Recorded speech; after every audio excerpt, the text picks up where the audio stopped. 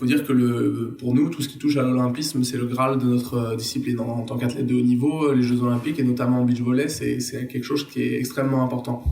Donc le fait de pouvoir représenter en plus, en dehors de sa discipline, et de véhiculer toutes les valeurs qui vont avec celle de la flamme, justement, voilà, c'est un honneur immense. Au cœur de la flamme, le podcast qui explore les récits inspirants des porteurs de flammes choisis par la Caisse d'épargne Midi-Pyrénées. Chacun de nos épisodes plonge au cœur des histoires de ces individus exceptionnels, illuminant leur vie de la même intensité que la flamme olympique. Nos invités partagent leurs expériences, défis, chutes et triomphes. Bienvenue dans Au cœur de la flamme où chaque histoire brille d'une lumière unique et captivante. Retrouvez dans ce 12e épisode Arnaud Gauthiera. Athlète professionnel de beach volley, Arnaud est soutenu par la Caisse d'épargne de Midi-Pyrénées depuis plusieurs années. Aujourd'hui, il vous parle de son parcours de sportif à haut niveau, des Jeux Olympiques de Paris 2024 et également de sa joie de porter la flamme paralympique. Bonne écoute. Bonjour, je m'appelle Arnaud Gauthiera, j'ai 27 ans.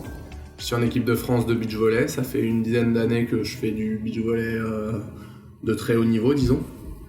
J'ai commencé par du volley indoor, qui est ce qui se fait classiquement. Les joueurs de beach volley généralement commencent par le indoor et ensuite basculent. C'est rare qu'on ait des joueurs qui fassent directement du beach volley. J'ai commencé à Montpellier, au Centre national de formation des équipes de France, le CNDB. Ensuite, je suis venu à Toulouse où j'ai commencé en parallèle mon double projet à mes études d'ingénieur à l'INSA de Toulouse. Donc ça, c'était aux alentours de 2014. Donc je viens au Pôle France de Toulouse, parce que le beach volley c'était à Toulouse, le volley indoor à Montpellier pour le Pôle France. Je démarre mes études d'ingénieur à l'INSA, et là ça nous amène 10 ans plus tard aujourd'hui, à la veille peut-être d'une concrétisation, d'une consécration même de ce parcours qui serait une qualification pour les Jeux Olympiques de Paris 2024, puisqu'on est actuellement dans les 20 meilleures équipes mondiales, donc en phase de se qualifier directement, et aussi meilleure équipe française pour le moment. Donc dans le cas d'une non-qualification par les voies classiques, on aura peut-être accès à la place française et un diplôme l'année suivante.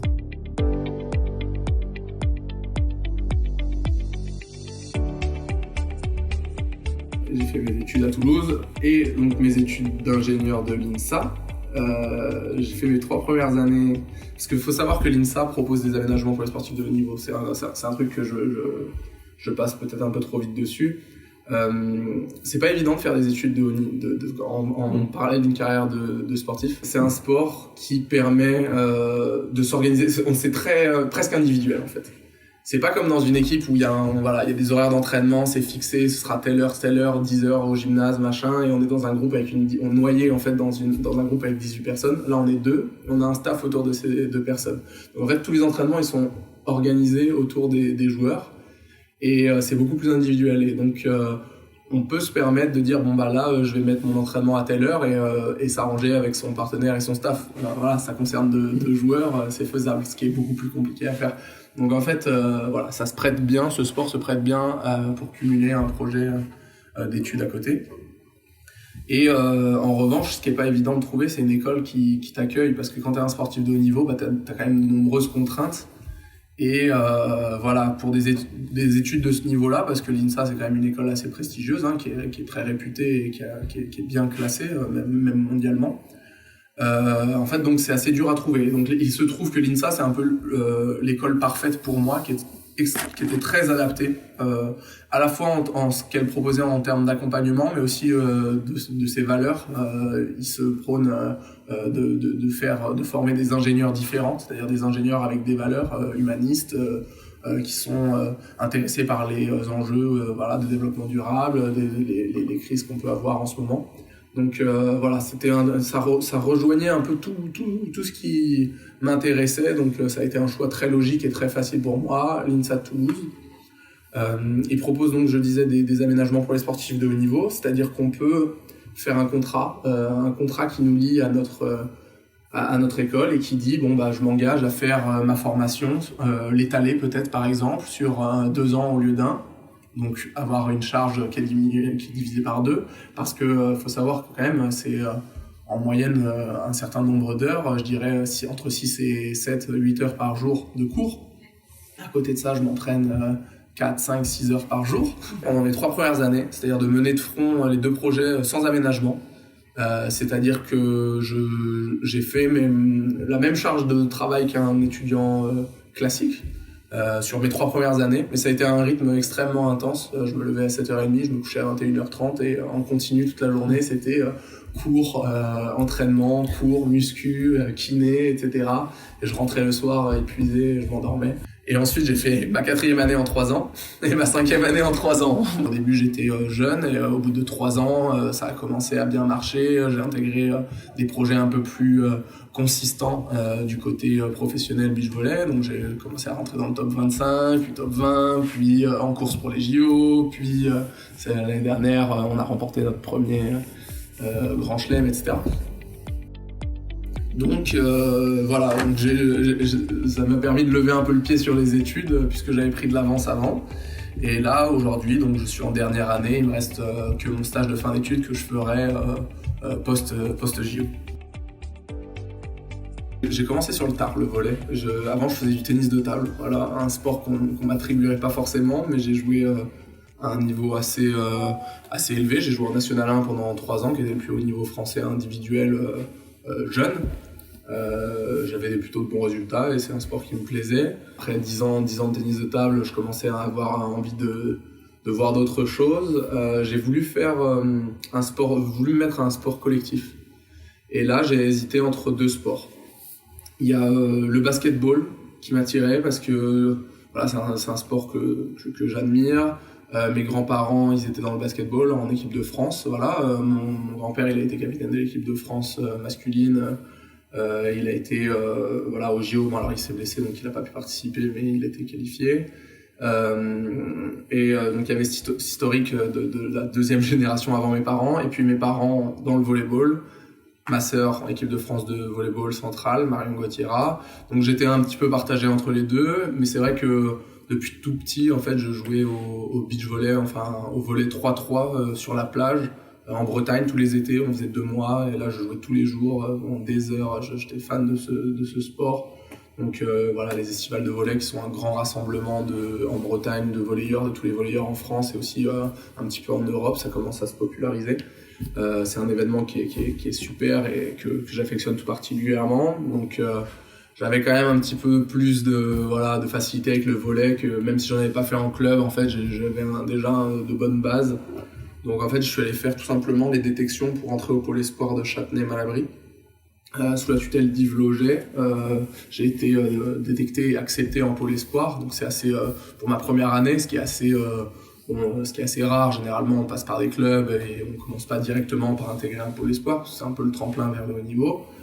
Au bout d'1 an, j'avais déjà beaucoup progressé et puis j'ai été détecté pour rentrer au CNVB, donc on avait parlé tout à l'heure, Centre National de Volleyball. C'est le centre de formation des équipes de France et c'est la pépinière du volley français. Une bonne partie des joueurs qui ont fait champion olympique à Tokyo, qui sont parmi les meilleurs joueurs au monde, parmi eux, certains ont été nommés meilleurs joueurs au monde à leur poste, sont passés par là, donc Bart Chinaniese, Daryl Butor, Jean Patry, Tim Carl en ce moment, même s'il n'était pas avec l'équipe à Tokyo, j'en oublie d'autres, mais une autre majeure partie de l'équipe de France est passée par là, même si c'était pas en même temps que ceux que j'ai cités, en même temps que ma génération que j'ai citée. J'ai fait mes premières sélections en équipe de France de beach volley. C'est-à-dire que je faisais l'année en indoor, mais l'été, voilà, j'ai fait les sélections, je faisais des stages ici déjà à Toulouse.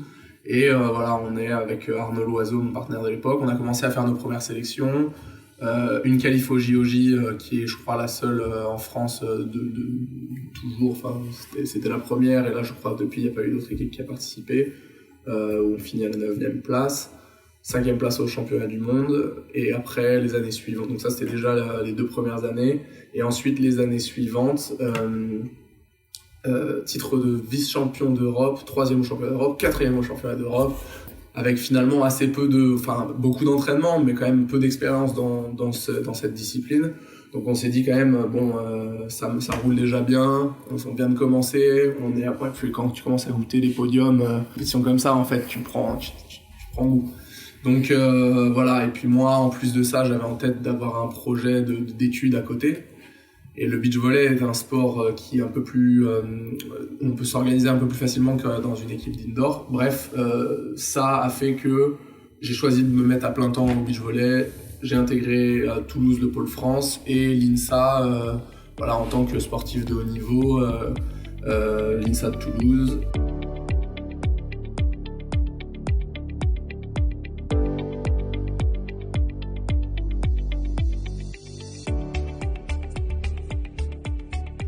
Depuis quelques années, j'ai la caisse d'épargne qui me soutient financièrement. C'est un mécène dans le cadre du pacte de performance.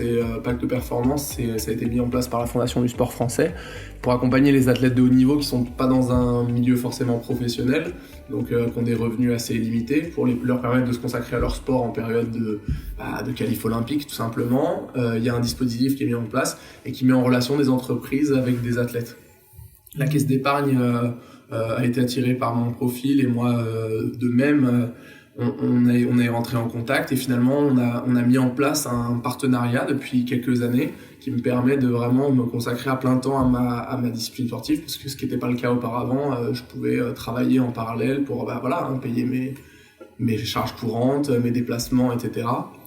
Donc voilà, on a un partenariat qui est indispensable à la performance sportive qui a été mis en place avec la Caisse d'épargne Midi-Pyrénées. Et ils m'ont annoncé qu'ils me faisaient l'honneur de me proposer d'être relais de la flamme après les Jeux Olympiques et avant les Jeux Paralympiques du coup, sur une partie du trajet en Occitanie. Donc ça a été une super bonne nouvelle pour moi. Faut dire que pour nous, tout ce qui touche à l'olympisme, c'est le Graal de notre discipline. En tant qu'athlète de haut niveau, les Jeux Olympiques et notamment en beach volley, c'est quelque chose qui est extrêmement important. Donc le fait de pouvoir représenter en plus, en dehors de sa discipline, et de véhiculer toutes les valeurs qui vont avec celle de la flamme justement, c'est un honneur immense et donc j'ai hâte. Alors pour l'instant, je me projette pas trop parce que j'aimerais bien déjà me qualifier aux Jeux Olympiques et participer et faire une médaille, mais en plus je sais qu'après ça, j'aurai la possibilité de participer au trajet, donc c'est quelque chose qui est quand même assez fantastique, une opportunité je pense unique dans la vie d'un athlète.